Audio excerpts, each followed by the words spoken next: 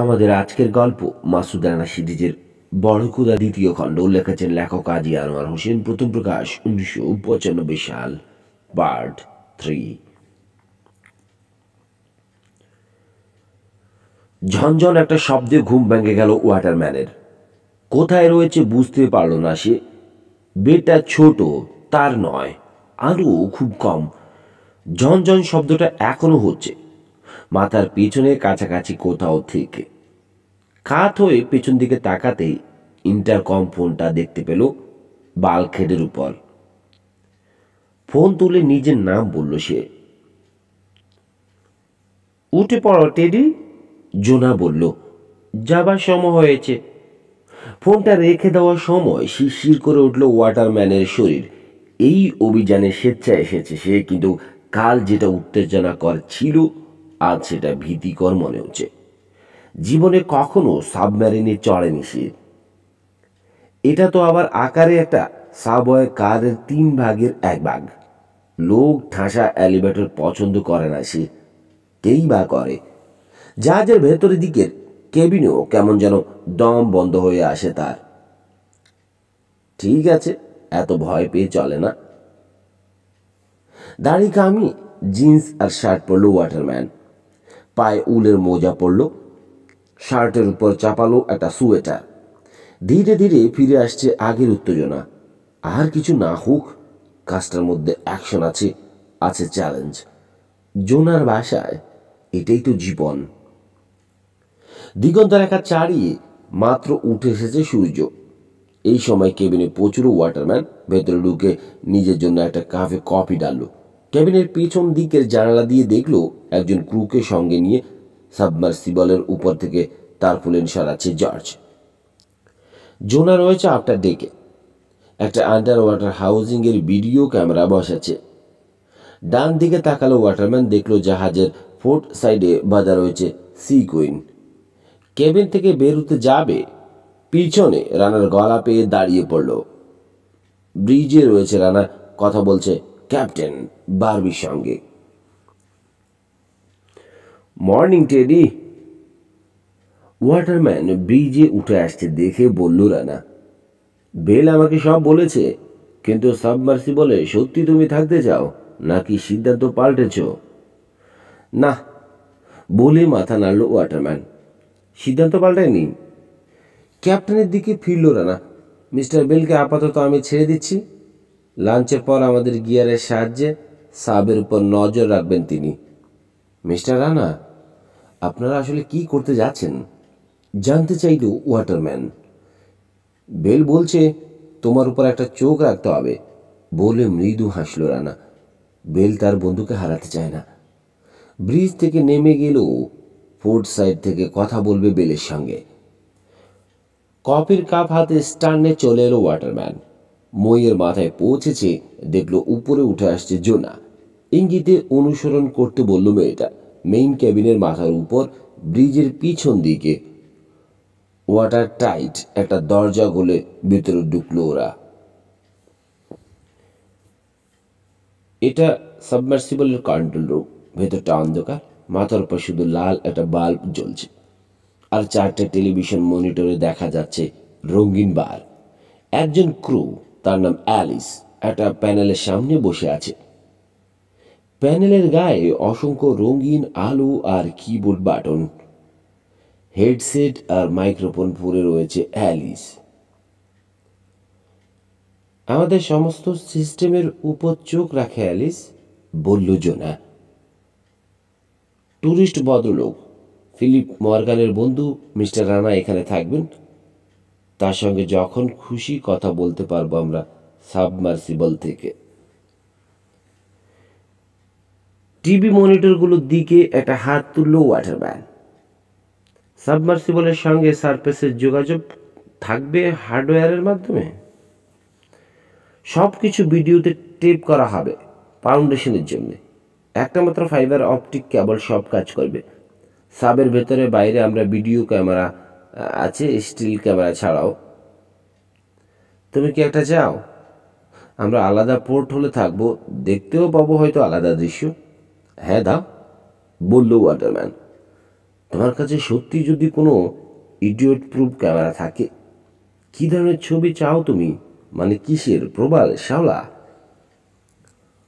ওসবে কাজ হবে না, নিঃশব্দে হাসল জোনা। দানব, সব বাদ দিয়ে শুধু জলদানবের ছবি তুলব। কাছ থেকে সাবমার্সিবলটাকে অতিকায় অ্যান্টিহিস্টামিন ক্যাপসুলের মতো দেখাচ্ছে, তবে এটার বাহু আছে। প্রতিটি বাহুর শেষ মাথায় চিমটি রয়েছে, সেগুলোর মাঝখানে ফিট করা হয়েছে একটা করে ভিডিও ক্যামেরা। ইতিমধ্যে আকাশের অনেকটা উপরে উঠে এসেছে সূর্য, এক ফোঁটা বাতাস নেই। গোল হ্যাশটা সাবমার্সিবলের মাথায় নিচু হয়ে ভেতরে ঢোকার সময় ওয়াটারম্যানের কপাল থেকে কয়েক ফোঁটা ঘাম ঝরে পড়ল। ক্রেন কন্ট্রোলার ক্রু হাত তুলে ইঙ্গিত দিল তাকে, উত্তরে জোর করে সামান্য হাসল সে।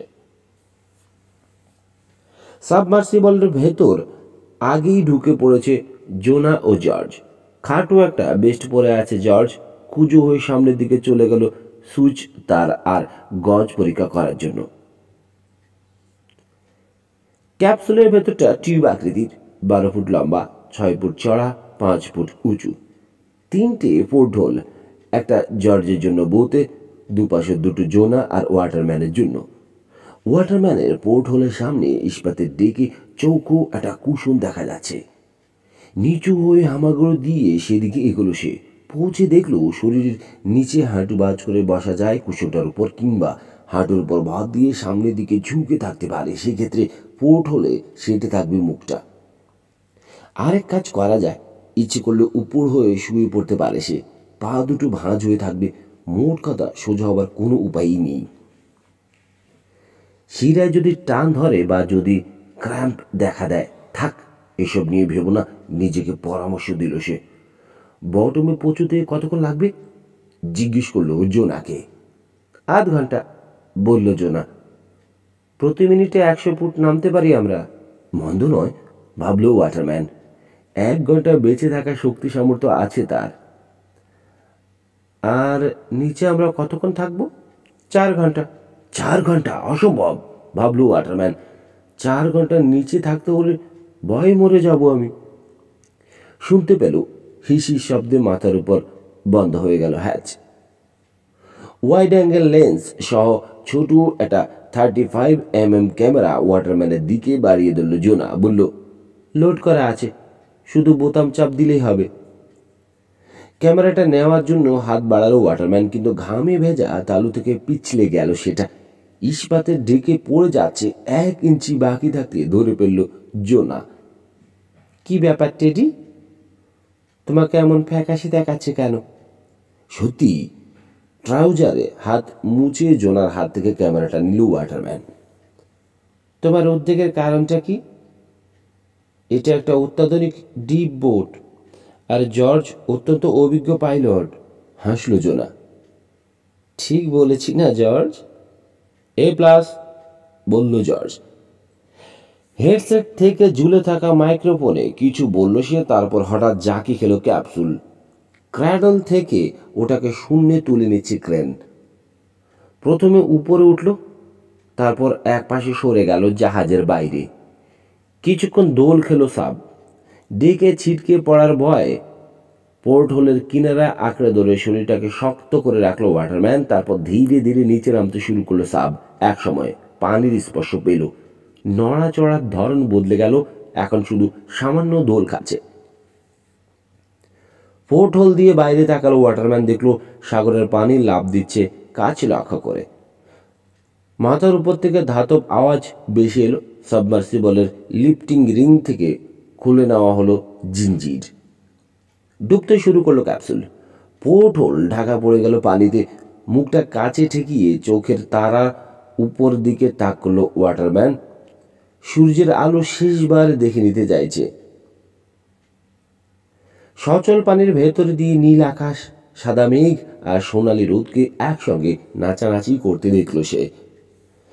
তারপর রঙগুলো ফিকে হয়ে গেল, দেখা যাচ্ছে শুধু হালকা নীল কুয়াশা কুয়াশা ভাব। সব শব্দ থেমে গেছে, শোনা যাচ্ছে শুধু ইলেকট্রিক মোটরের কোমল গুঞ্জন।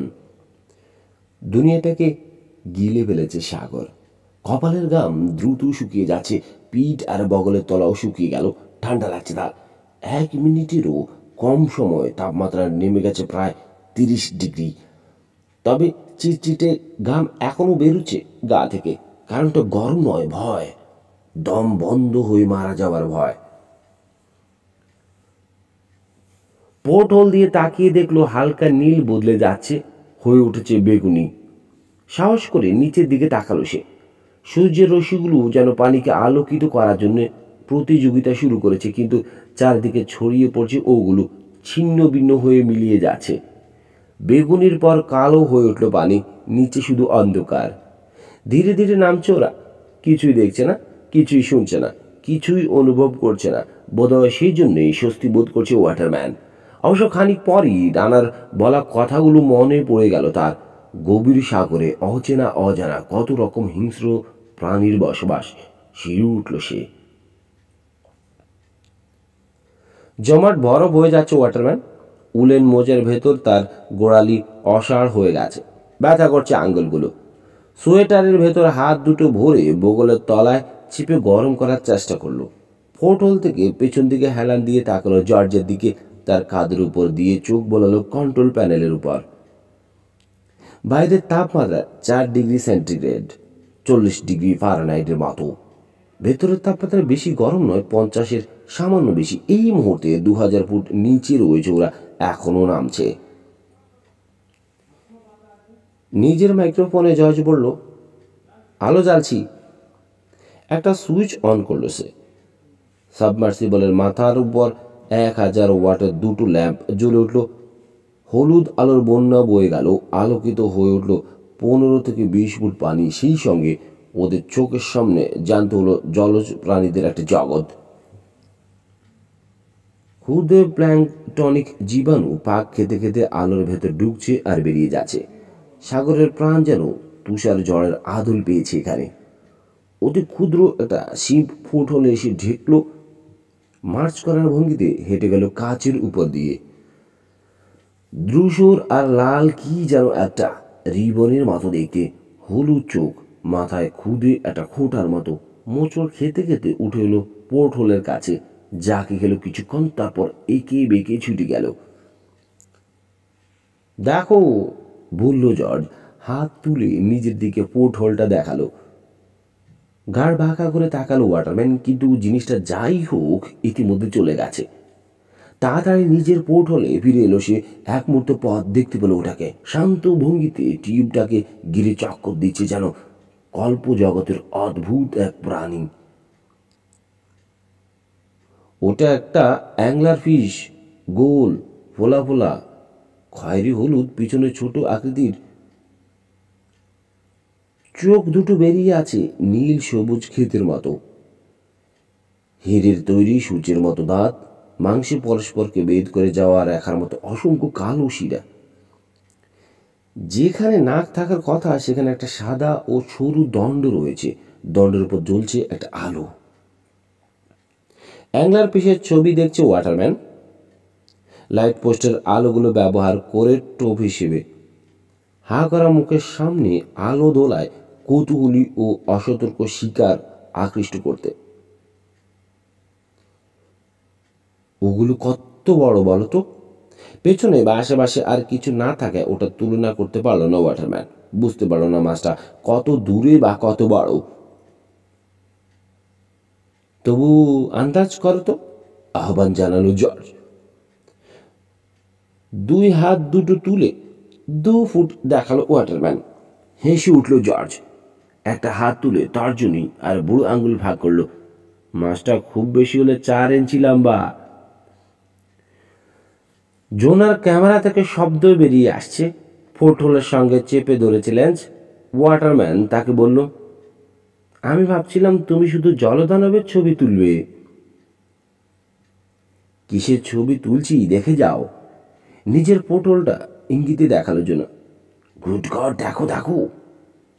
ওয়াটারম্যান দেখলো হলুদ একটা ঝলক পাশ কাটালো জোনার পোর্টহোল। ঘাড় ফেরালো সে জিনিসটা দেখতে পাবার আশায়। নিজের পোর্টহোলে তাকালো। ঘুরে ঠিকই এদিকে চলে এলো সেটা। দেখে মনে হলো প্রাণীটার কোনো ফিন নেই। হলুদ একটা তীর বলে অনায়াসে চালিয়ে দেওয়া যায়। পার্থক্য শুধু এই যে ওটার পেট আর নাড়ি বুড়ি একটা থলে থেকে ঝুলে আছে, অনুসরণ করছে ওটাকে, মোচড় খাচ্ছে। ওটার নিচের চোয়ালে আলফিনের মতো অসংখ্য দাঁত, আর মাথার উপর সাদা কালো চোখ, ঠিক যেন গোলবোতাম। একটু পরই আরও নানা ধরনের প্রাণী ক্যাপসুলটা চারিদিকে বের করলো। আলো তাদেরকে টেনে এনেছে। কৌতূহলী, একটুও ভয় পাচ্ছে না। সাপের মতো কয়েকটা প্রাণী দেখা গেল, পিঠে এত চুল যে পতাকার মতো ঢেউ তুলছে। বিরাট চোখওয়ালা ইল, মাথার উপর টিউমারের মতো কি যেন। চমকে উঠল ওয়াটারম্যান। হঠাৎ ক্যাপসুলের ভেতর স্পিকার থেকে বেরিয়ে এলো রানার গমগমে গলা। মনে হচ্ছে নিচে তোমরা একটা চিড়িয়াখানা পেয়ে গেছো ওয়াটারম্যান। এরপর কোথায় ট্র্যাপ ফেলতে হবে বেলকে আমরা জানাতে পারবো। ছবিগুলো একবার দেখলে হয় শুধু, বলল ওয়াটারম্যান। অ্যাকোরিয়ামের লোকেরা হামাগুড়ি দিয়ে চলে আসবে ওর কাছে। ভয়ের কথা ভুলে শীত অগ্রাহ্য করে জোনার দেওয়া ক্যামেরাটা তুলে নিল সে। অ্যাডজাস্ট করলো ফোকাস। কুশনে হাঁটু গাড়ল, অপেক্ষা করছে পরবর্তী খুদে রহস্য কখন পোর্ট হোলের বাইরে হলুদ আলোর ভেতর ঢুকবে। নিজের গালে চড় মারল বেল। জ্বালাটা এক মুহূর্ত জাগিয়ে রাখলো তাকে। যেই মাত্র ফিশ ফাইন্ডারে ফিরে এলো চোখ, অনুভব করলো পাতাগুলো আবার নেমে আসছে। দাঁড়িয়ে পড়লো সে, আর মোড়া ভাঙলো, হাই তুলে জানালা দিয়ে বাইরে তাকালো। জাহাজটা সিকি মাইল দূরে হবে। ওটার পেছনে খয়েরি একটা স্তূপের মতো দেখা যাচ্ছে বারমুডাকে। তাছাড়া এক দিগন্ত থেকে আরেক দিগন্ত পর্যন্ত সাগর পুরোপুরি খালি। রানা তাকে ফিশ ফাইন্ডারে সারাক্ষণ চোখ রাখতে বলেছে। ফিশ ফাইন্ডার নয়, রানা বলেছে সাইড স্ক্যান সোনার। যাই হোক, 1 ঘন্টারও বেশি ঠিক তাই করেছে বেল, কিন্তু দৃশ্যটা একবারও বদলায়নি। একটা রেখা আছে স্ক্রিনে, সাগরের তলা ওটা। তার ঠিক উপরেই খুদে একটা বিন্দু, প্রতিনিধিত্ব করছে সাবমার্সিবলের। ব্যাস, আর কিছু নেই। ভাঙ্গা কোনো দাগ নেই যে এক যাক মাছের সংকেত দেবে। নিরেট কোনো দাগও নেই যা দেখে বোঝা যাবে ওখানে কোনো তিমি আছে। সাগরে এখন যে পরিস্থিতি, বোটে একা থাকতে ভালো লাগার কথা নয় তার। তবে আয়োজনটার কথা শুনে আপত্তি করেনি সে। কাছেই একটা জাহাজ রয়েছে, তাতে রয়েছে রানা। সমস্ত তৎপরতা 1/2 মাইল দূরে। তাকে বা তার বোটকে বিপদে ফেলতে যাচ্ছে না। তার কাজ শুধু নজর রাখা, যদি কিছু দেখতে পায় রিপোর্ট করা। অসুবিধে শুধু এই যে ঘুম পাচ্ছে তার। ঘুম পাচ্ছে মানে কি বলা যায়, রীতিমতো সম্মোহিত হয়ে পড়ছে। শুধু যে স্ক্রিনের দিকে এক দৃষ্টে তাকিয়ে থাকার ফলে তা নয়। সাগরের ঢেউ সিকুইনকে ধীর একটা ছন্দে সারাক্ষণ ঢোল দিচ্ছে। কি করছে বুঝতে পারার আগেই ঘুমিয়ে পড়েছিল দুবার। দুবারই বাল খেটে মাথা ঠুকে না গেলে তার ঘুম বোধহয় ভাঙতই না। গড় গড় করে জ্যান্ত হয়ে উঠল রেডিও। রানার গলা শুনতে পেল Bell. Sequin, Sequin, Sequin come back. মাইক্রোফোনটা তুলে নিল বেল। টক বাটন ঠেলে বলল, গো অ্যাহেড রানা। কেমন চলছে তোমার? মরার মতন ঘুম পাচ্ছে। কিছুই ঘটছে না, কাজেই খানিক বিশ্রাম নিতে পারো তুমি। আমি বরং 1 কাপ কফি বানিয়ে খাই, তারপর তাজা বাতাসে বেরিয়ে পাম্পটা মেরামত করতে বসি। ভলিউম বাড়িয়ে দাও, দরজাটা খোলা রাখো, আমি ডাকলে যাতে শুনতে পাও, বলল রানা। ঠিক আছে, ঠিক আছে রানা, স্ট্যান্ডিং বাই। মাইক্রোফোনটা হুকে আটকে রাখলো বেল। আরেকবার তাকালো ফিশ ফাইন্ডারের দিকে, দেখলো দৃশ্যটা বদলায়নি। কাজ ঝাঁকিয়ে নিচে নেমে গেল সে। হুইল হাউসে ফিশ ফাইন্ডার এখনো আবার ছড়াচ্ছে। বেশ কয়েক মুহূর্ত ছবিটা এমন স্থির হয়ে থাকলো, ওটা যেন একটা স্টিল পিকচার। তারপর স্ক্রিনের ডান পাশে নতুন একটা চিহ্ন দেখা গেল। দাগটা নিরেট, অবিচ্ছিন্ন।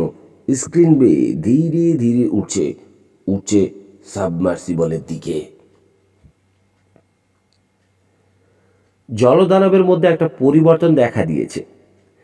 এতদিন বেড়ে ওঠার সময় বেঁচে ছিল খেয়াল খুশির উপর নির্ভর করে।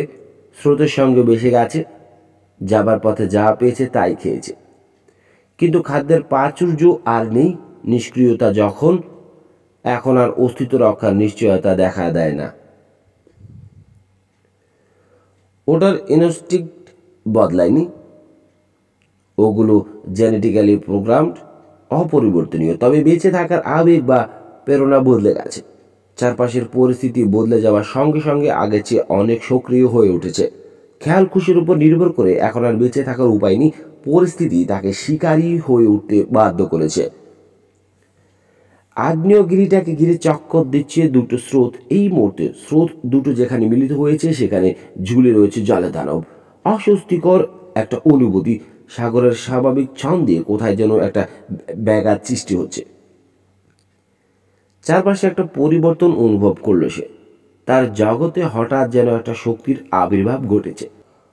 অস্পষ্ট, তবে একটানা কম্পন জাগছে পানিতে। ছোটোখাটো প্রাণীরা এদিক ওদিক ছুটি করছে, বড়গুলো যেন খুব সাবধানে সরে যাচ্ছে দূরে। বদলে যাচ্ছে পানির চাপ।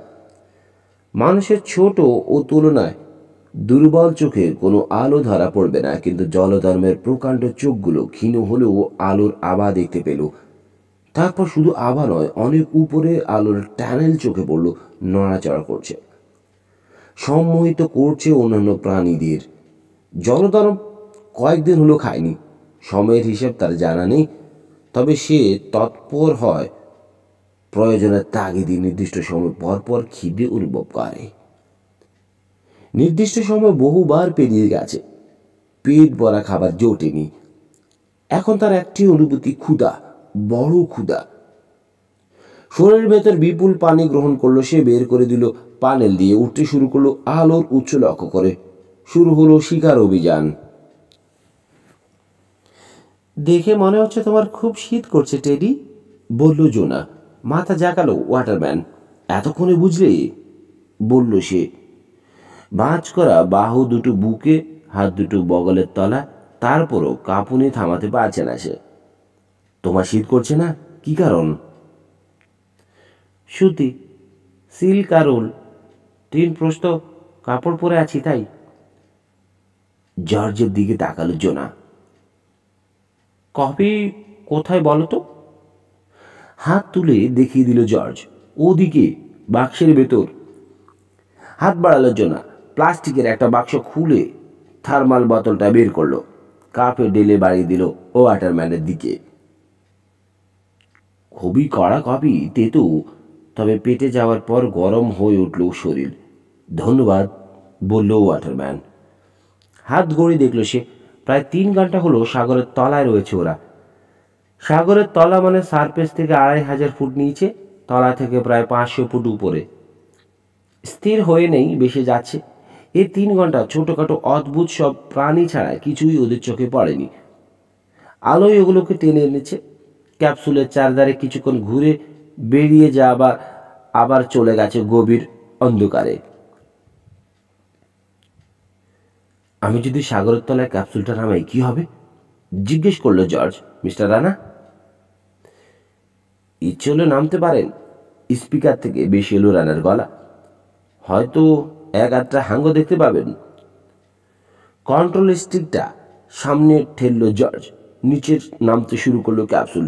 সাগরের তলা ঠিক যেন চাঁদের পিঠ, শূন্য কাদাময়, ঢেউ খেলানো।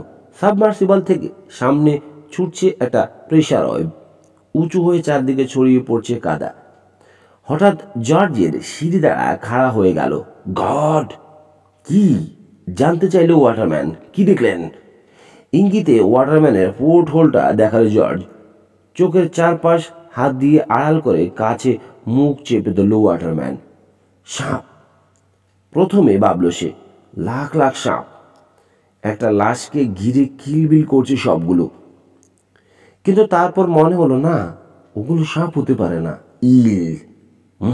তাও নয়, ইলও নয়, এগুলোর ফিন রয়েছে। মাছ, আসলে অদ্ভুত জাতের মাছ।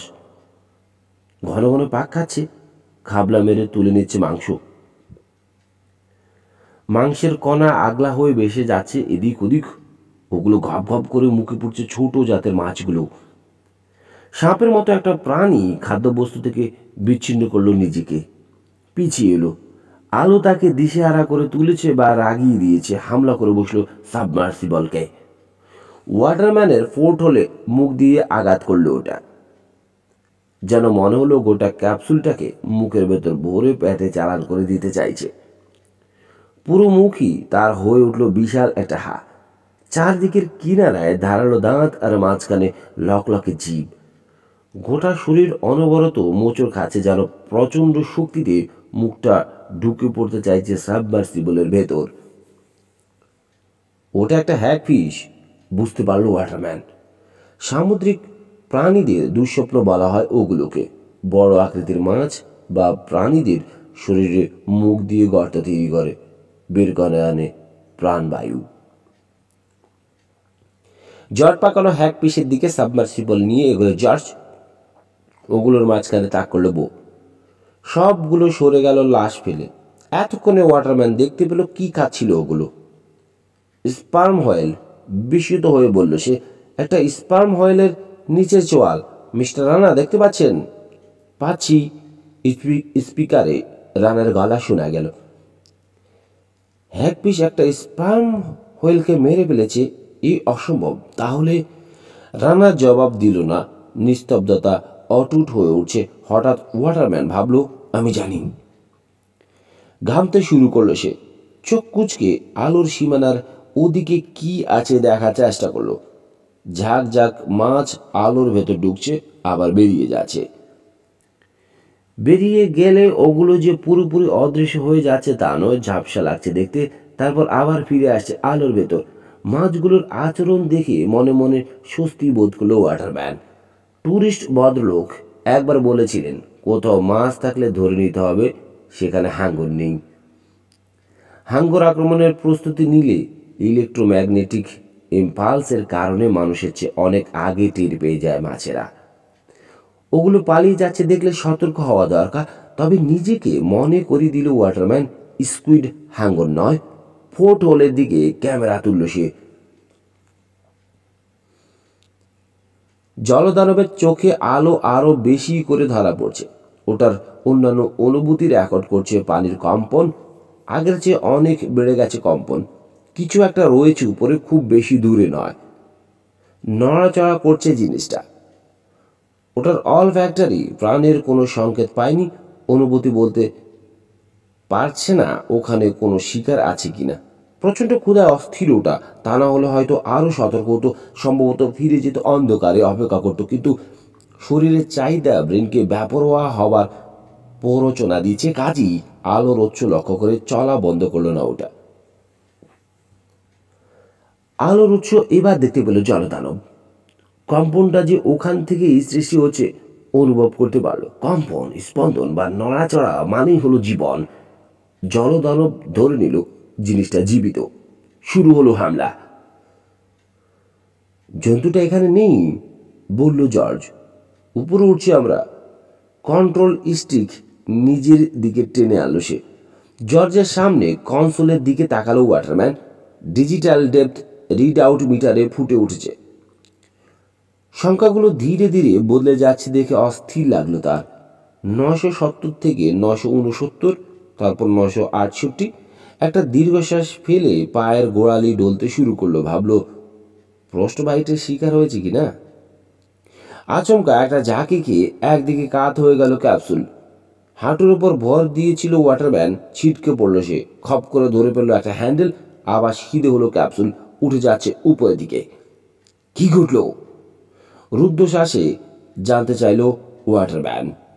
কোনো জবাব দিল না জর্জ। সামনের দিকে ঝুঁকে আছে সে, কাঁধ দুটো আড়ষ্ট। বাল খেটের সঙ্গে সেটে রয়েছে জোনার পিঠ, হাতের তালু ডেকে। কি ব্যাপার জর্জ? সেও জিজ্ঞেস করল। আমি তো কিছুই দেখতে পাইনি, বলল জর্জ।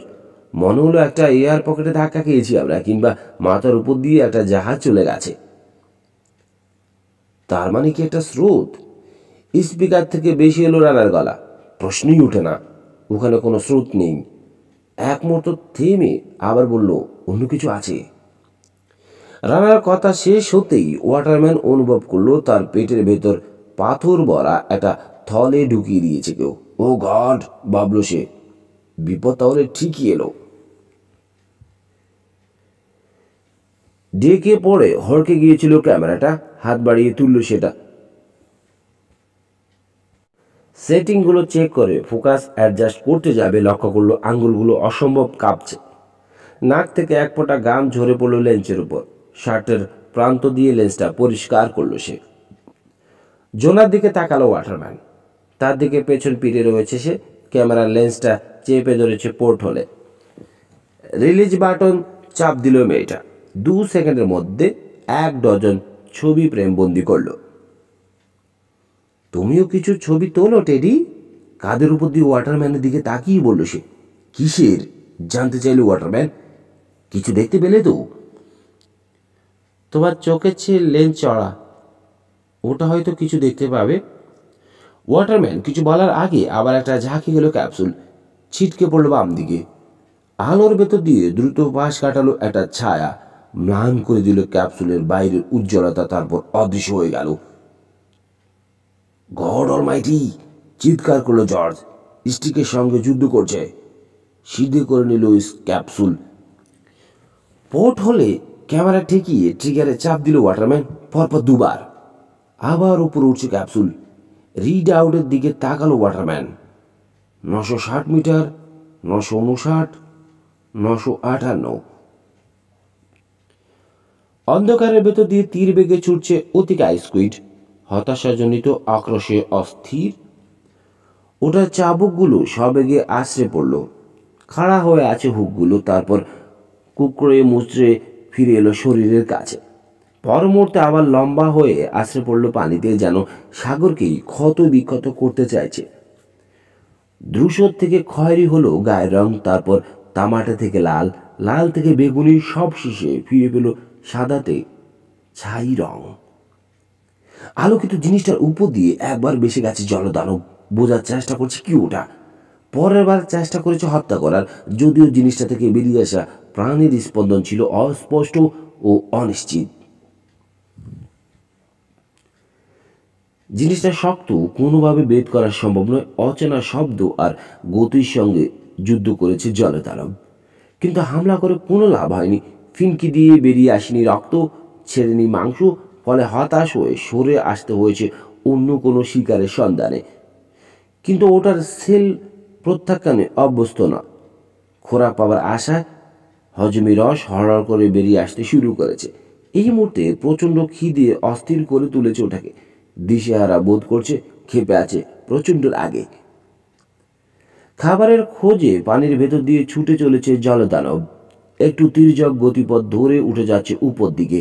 আলোর উৎসটার অনেক পিছনে এখন সে। ধাওয়া করছে না, তবে অনুসরণ করছে। একটা অভিজ্ঞতা হলো বাটে, বলল জোনা। খোলা হ্যাজ দিয়ে উঠে রিমে বসলো।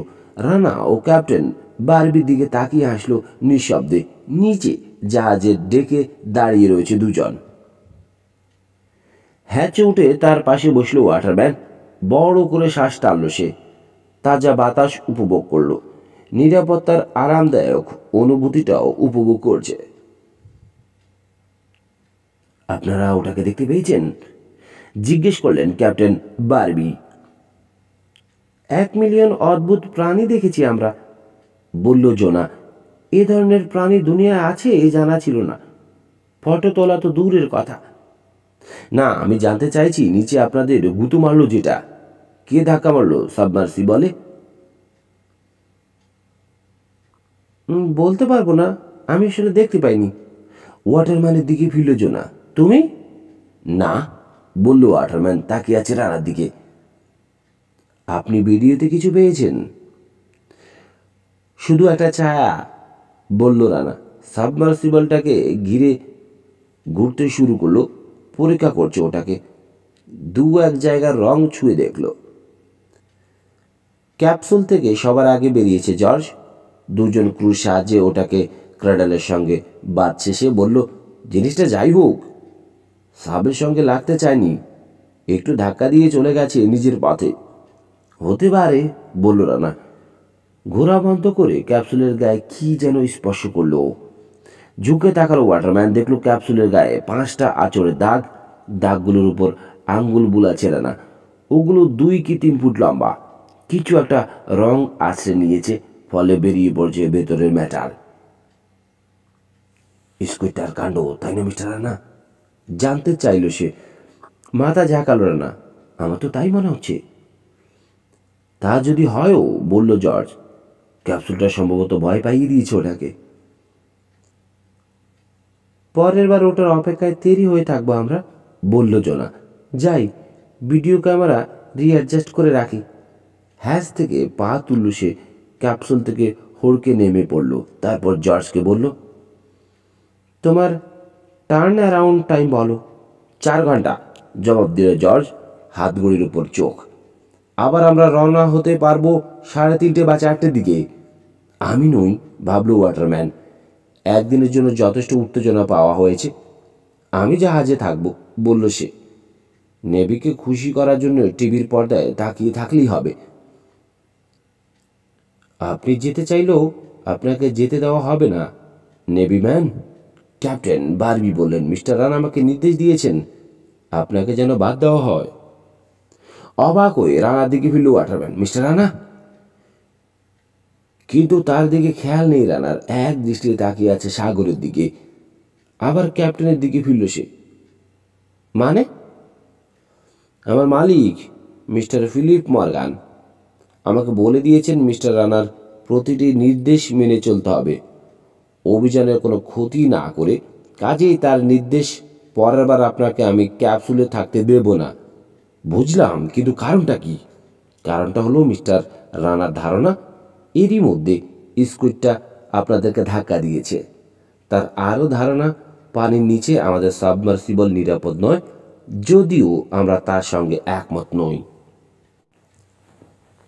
$20 দিয়ে পুরো লোকটাকে বিদায় করলেন ডক্টর আলফ্রেড ফ্যারেল। তারপর লাউঞ্জ থেকে উঠে এলেন নিজেদের সুইটে। সিটিং রুম পেরিয়ে ঢুকে পড়লেন জ্যারি হ্যাস্টনের বেডরুমে। মিস্টার হ্যাস্টন, অনেক বেলা হয়েছে, উঠে পড়ুন, বললেন তিনি। কামরার ভেতর গুমোট একটা ভাব, তার সঙ্গে ব্র্যান্ডির গন্ধ। এগিয়ে গিয়ে একটা জানালা খুললেন তিনি। চোখে আলো লাগায় গুঙ্গিয়ে উঠলেন হ্যাস্টন। কটা বাজে বলুন তো, জানতে চাইলেন তিনি। প্রায় দুপুর, টেরেসে আছি আমি, চলে আসুন। দাঁত মেজে কফির কাপকে চুমুক দিচ্ছেন হ্যাস্টন। টেরেসে দাঁড়িয়ে ক্যাসল হারবারের দিকে তাকিয়ে আছেন ডক্টর ফ্যারেল। 1 মাইল দূরে এয়ারপোর্ট, একটা 747 ল্যান্ড করছে। ইঞ্জিন রিভার্স করলো পাইলট। গর্জনটা হঠাৎ এত বেড়ে গেল যে ডক্টর ফ্যারেলের পিরিচে চামচটা কাঁপতে লাগলো। রাজপ্রাসাদ তুল্য অট্টালিকাগুলোর দিকে তাকিয়ে বিস্মিত হয়ে তিনি ভাবলেন, এত বিপুল টাকা খরচ করে এত সুন্দর সুন্দর বাড়ি বানায় মানুষ, সারাদিনে 20 বার এই গর্জন শোনার জন্যে। অথচ প্রতিটি বাড়ির সামনে লেখা আছে প্রাইভেট। কিচেন থেকে টেরেসে বেরিয়ে এলেন হ্যাস্টন, পরনে বাথরোব, হাতে কফির কাপ। কি খবর বলুন, জানতে চাইলেন তিনি। আর্থার, সেই জেলেটা এসেছিল, বললেন ডক্টর ফ্যারেল, যাকে আমরা ইনফরমার হিসেবে কাজে লাগাচ্ছি। মাথা ঝাঁকালেন হ্যাস্টন। ভোটটা দেবেন ন্যাবেল? আর্থার তার বুকে রাজি করাতে পেরেছে? না, বললেন ডক্টর ফ্যারেল। মিসেস বেল বলে দিয়েছেন ভোটের ব্যাপারে সিদ্ধান্ত নেবেন সেই ট্যুরিস্ট ভদ্রলোক মিস্টার মাসুদ রানা। তিনি নাকি ওদের পারিবারিক বন্ধু। তাহলে লোকটা এসেছিল কেন? বিরক্ত হলেন হ্যাস্টন। এসেছিল অন্য একটা কারণে, বললেন ডক্টর ফ্যারেল। 8 ঘন্টা আগে মজার একটা রেডিও মেসেজ শুনেছে সে। কথা হচ্ছিল রিসার্চ ভ্যাসেল আর নেভি বেস এর সঙ্গে। রিপোর্ট করছিল একজন লেফটেন্যান্ট ওয়াটারম্যান। তো শুধু বিরক্ত না, অস্থির আর অসুস্থ বোধ করছেন হ্যাস্টন। কাল সারা রাত ব্র্যান্ডি খেয়ে শরীরটা তার আরও খারাপ হয়ে গেছে। যা বলার সংক্ষেপে বলুন ডক্টর ফ্যারেল। জাহাজটার নাম মর্গান এক্সপ্লোরার। ওটা একটা সাবমার্সিবল আছে। স্কুইডটাকে খুঁজতে এসেছে ওরা। আমার ধারণা ওটাকে ওরা পেয়েছে, যদিও নিশ্চিতভাবে জানে না। মর্গান, বললেন হ্যাস্টন। Philip Morgan? কি জানি, বোধ হয়। কিন্তু কথা হলো মিস্টার হ্যাস্টন, আমার ধারণা স্কুইডটা এখনও এখানে আছে, আগের মতোই ক্ষুধার্ত। আরও জরুরি কথা হলো, বারমুডায় এখন এমন একটা জাহাজ রয়েছে যে জাহাজের ইকুইপমেন্ট স্কুইডটার কাছে লোকজনকে নিয়ে যেতে পারে। ওই সাবে চড়তে পারলে আমরা ওটাকে দেখতে পাবো, ওটার ছবি তুলতে পারবো, ওটাকে স্টাডি করতে পারবো, ওটার সম্পর্কে যাবতীয় তথ্য সংগ্রহ করতে পারবো। সব শেষে আপনি ওটাকে মারতেও পারবেন যদি। চুপ করে গেলেন ডক্টর ফ্যারেল। যদি কি? ব্রু কুচকে তাকালেন হ্যাস্টন। যদি ওটায় চড়ার ব্যবস্থা করতে পারেন। আপনার ক্ষমতা আছে মিস্টার হ্যাস্টন, সেটা ব্যবহারের এখনই সময়। হ্যাস্টন ইতস্তত করছেন। কয়েক মুহূর্ত চিন্তা করলেন তিনি, তারপর উঠে দাঁড়িয়ে বেডরুমে ঢুকলেন। টেরেস থেকে শোনা গেল ফোনের রিসিভার তুলে ডায়াল করছেন। টেরেসের কিনারে এসে নিচের দিকে ঝুঁকলেন ডক্টর ফ্যারেল। তাকালেন গোলাকার সুইমিং পুলটার দিকে।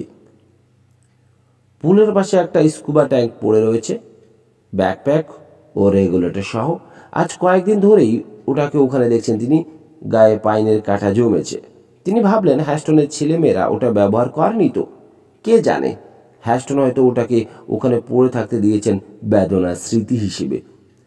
হ্যাস্টন যে অস্থির হয়ে উঠেছেন তিনি তা জানেন।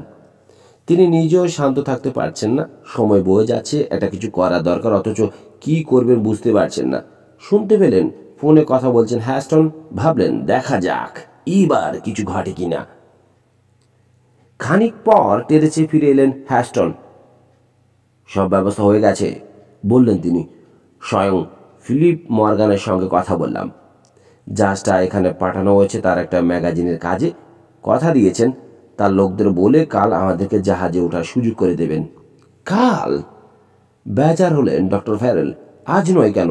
আর্থার বলল আজ বিকেলেও আবার একবার পানির তলে নামবে ওরা। সাবে জায়গা নেই বললেন হ্যাস্টন। বারমুডা সরকার আজ বিকেলে একজন প্রতিনিধিকে পাঠাচ্ছে। দেখে শুনে মনে হচ্ছে স্কুলটাকে মারার একটা প্ল্যান আছে তাদের। মারার প্ল্যান আছে? কিভাবে মারবে শুনি? হঠাৎ অসুস্থ বোধ করলেন ডক্টর ফ্যারেল। তা কি করে বলবো, ক্ষীণ হাসলেন হ্যাস্টন। তবে এ নিয়ে আপনার উদ্বিগ্ন হবার কারণ নেই। উদ্বিগ্ন হব না? আপনার জানা আছে আমি ওটাকে পরীক্ষা করতে চাই। আছে, আমি বলতে চাইছি যেই ওটাকে মারার চেষ্টা করুক সফল হবার সম্ভাবনা নেই বললেই চলে। বিশেষ করে বারমুডা সরকার যাকে পাঠাচ্ছে তার পক্ষে তো কোনো দিনই। বারমুডা সরকার কাকে পাঠাচ্ছে? পাঠাচ্ছে সিপ স্কুইড হান্টার, আপনার বিদ্যান বন্ধু ডক্টর কাইল ফ্যাদমকে। অবজারভেশন ডেকে দাঁড়িয়ে রানা পাশে ওয়াটারম্যান। অ্যাকোরিয়াম বোর্ড থেকে তার জিনিসপত্র নামাচ্ছেন ডক্টর ফ্যাদম। দেখছে ওরা। জিনিসপত্র বলতে অ্যালুমিনিয়ামের 4টে কেস, 2 বাক্স তাজা মাছ, একটা উন্নত মানের ফিশ ট্র্যাপ, প্রায় 3 বর্গ ফুট সরু তার আর রিএনফোর্সিং স্টিল রড দিয়ে তৈরি। জর্জ আর জোনার সঙ্গে আলোচনা করলেন ডক্টর ফ্যাদম। এরপর দুজন ক্রুকে ডাকলো জর্জ। কেসগুলো সাবমার্সিবলে তুলল তারা। সব শেষে তারের জালটা সাবমার্সিবলের মাথায় বাঁধলো হ্যাচের সামনে। মই বেয়ে অবজারভেশন ডেকে উঠে এলো জোনা। ব্যাপারটা ইন্টারেস্টিং বলল সে। ক্যাপ্টেন বারবিকে নরম করা প্রায় অসাধ্য একটা কাজ, অথচ তাকে প্রায় নিজের শিষ্য বানিয়ে ফেলছেন উনি। হাত তুলে আপনার ডেকের দিকটা দেখালো সে। ওরা দেখলো ডক্টর ফ্যাদমকে অনুসরণ করছেন ক্যাপ্টেন বারবি। সবিনয় কি যেন জিজ্ঞেস করছেন। জোনার দিকে তাকালো রানা। অনেকক্ষণ বোঝাতে চেষ্টা করলাম আপনাদের ক্যাপ্টেনকে, কিন্তু তিনি ব্যাপারটাকে গুরুত্বের সঙ্গে নিচ্ছেন না। এভাবে কয়েকজন লোককে বিপদের মুখে ঠেলে দেওয়া একদম উচিত হচ্ছে না তার। আমি বুঝতে পারছি না আপনারাই বা জেনে শুনে কেন এই বোকামি করতে যাচ্ছেন। জোনা বলল, আমাদের ঝুঁকি নেওয়াটাকে আপনি বোকামি বলছেন, এই তো। কিন্তু ভেবে দেখুন ঝুঁকির তুলনায় লাভ কতটুকু। এত বড় স্কুলের ছবি কেউ কোনোদিন তুলতে পারেনি। সারা দুনিয়ায় রীতিমতো হইচই পড়ে যাবে। এই সুযোগ কেউ কখনো ছাড়ে? তাছাড়া বিপদটা কতটুকু ভয়ঙ্কর। ধাক্কাটা যদি স্কুটি দিয়ে থাকে আমাদের কোনো ক্ষতি হয়েছে কি?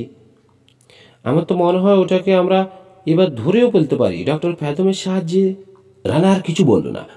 ওয়াটারম্যান জোনার দিকে ঝুঁকে জানতে চাইল, ডক্টর ফ্যারেলের উপর তুমি ভরসা করছো?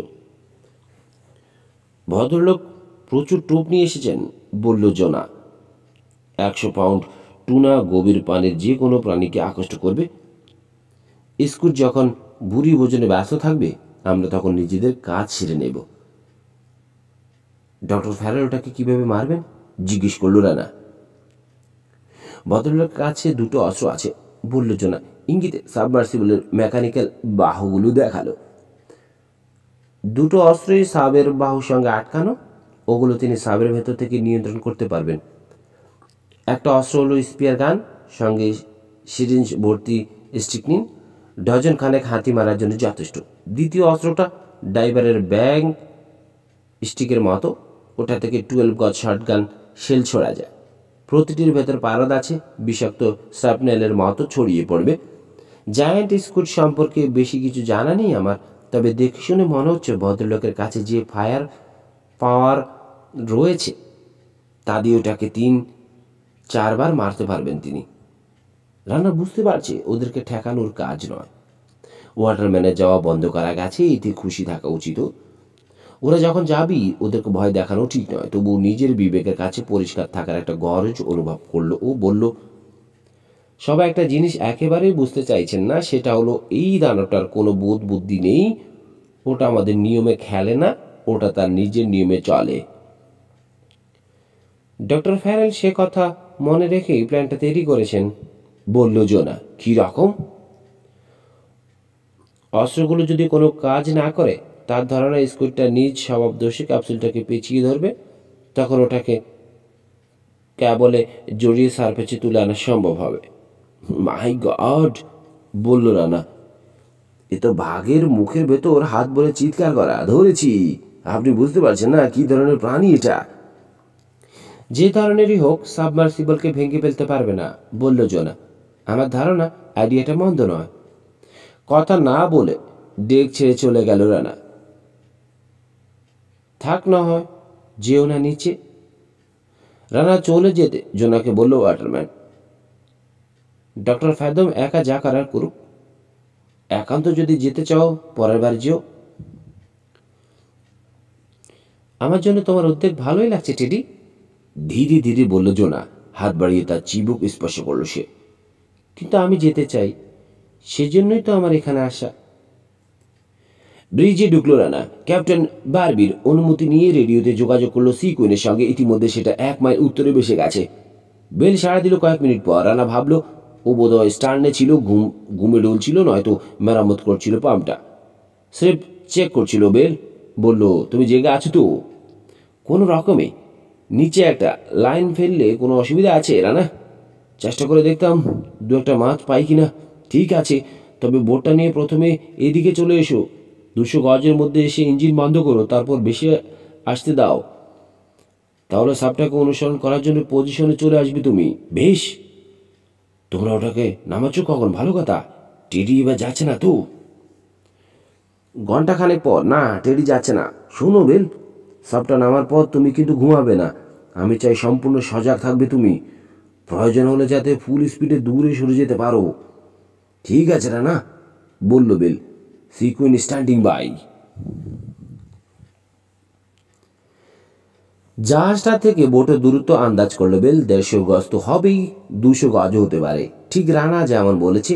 ইঞ্জিন বন্ধ করে দিল সে। হুইলের সামনের শেলফ থেকে বিনকেলারটা তুলে নিল। ফোকাস অ্যাডজাস্ট করলো সাবমার্সিবলের উপর। হ্যাচটা খোলা। লোকজন এখনও সাবের মেকানিক্যাল বাহাগুলো নিয়ে ব্যস্ত হয়ে রয়েছে, তার মানে প্রচুর সময় পাবে সে। বোটের পশ্চিম দিকে চলে এলো সে, যেখানে ম্যাকরলগুলো রোদে ফেলে নরম হতে দিয়েছিল। একটা লাইনে 2টো হুক বাঁধলো। টোপ হিসেবে ম্যাকরল গাঁথলো হুকে, তারপর লাইনের শেষ মাথা 2 পাউন্ড ওয়েট আটকে দিল পানিতে। আঙ্গুলের ফাঁক গলে বেরিয়ে যাচ্ছে লাইন।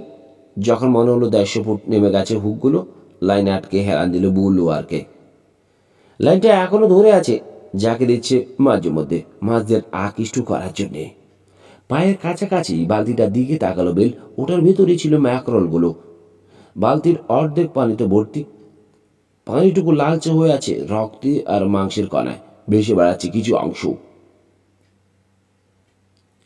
বালতিটা তুলে পানিটা বোটের বাইরে ফেলে দিল সে। দেখলো সামান্য পিচ্ছিল রক্ত আর তেল ছড়িয়ে পড়লো পানিতে। 5 মিনিট পেরিয়ে গেল। টোপে ঠোকর দিল না কোনো মাছ। বেলের মনে হলো এদিকে যদি মাছ থাকেও হয় তার টোপের অনেক নিচে, নয়তো অনেক উপরে আছে। ফিশ পাইন্ডারটা এখনও অন করা রয়েছে, ওটা থেকে কোনো সুবিধে পাওয়া যায় কি না দেখা যেতে পারে। লাইনটা গোজে আটকালো, সে ফিরে এলো হুইল হাউজে।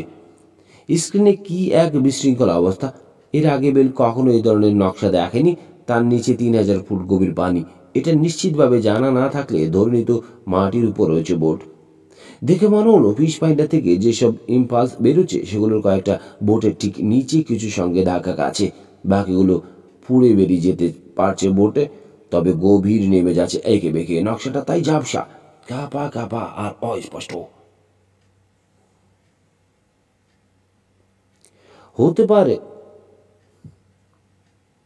থ্রু হাল ফিটিংয়ে কিছু একটা জড়িয়েছে, মেশিনের ট্রান্সফারটা তো ওটাতেই আটকানো। তীরে পৌঁছে একটা স্কুবার ট্যাঙ্ক পড়বে বেল, বোটের তলায় গিয়ে কী জড়িয়েছে দেখে আসবে, কিংবা কে জানে মেশিনটাই হয়তো ভেঙে গেছে। আজকাল তো সব জিনিসের চিপস আর সার্কিট বোর্ড দিয়ে ওসব শুধুমাত্র জাপানিরা মাইক্রোস্কোপের সাহায্যে দেখতে পায়। এক টুকরো ইলেকট্রনিকের দিকে তাকিয়ে সাধারণ মানুষ খুঁজে বের করতে পারবে না কোথায় তার ত্রুটি। বেল সিদ্ধান্ত নিল, তার মাছ ধরা হয়ে গেলে সাপটা পানিতে নামার পর মেশিনটা খুলে দেবে। সে দেখবে ক্রুটিটা সামান্য কিছু কিনা, হয়তো কিছু না, একটা তার ছুটে গেছে। স্ট্যান্ডে ফিরে এলো বেল, গজ থেকে লাইনটা খুলল, সঙ্গে সঙ্গে বুঝতে পারলো কিছু একটা ঘটেছে। খুব বেশি হালকা লাগছে লাইন, কোনো সন্দেহ নেই ওইটা গেছে সম্ভবত। হুক আর টোপগুলোও নেই। গাল দিল বেল, লাইন টেনে তুলতে শুরু করলো। আরও গল্প কবিতা বলে শুনতে আমাদের চ্যানেলটি লাইক, কমেন্ট, শেয়ার এবং সাবস্ক্রাইব করতে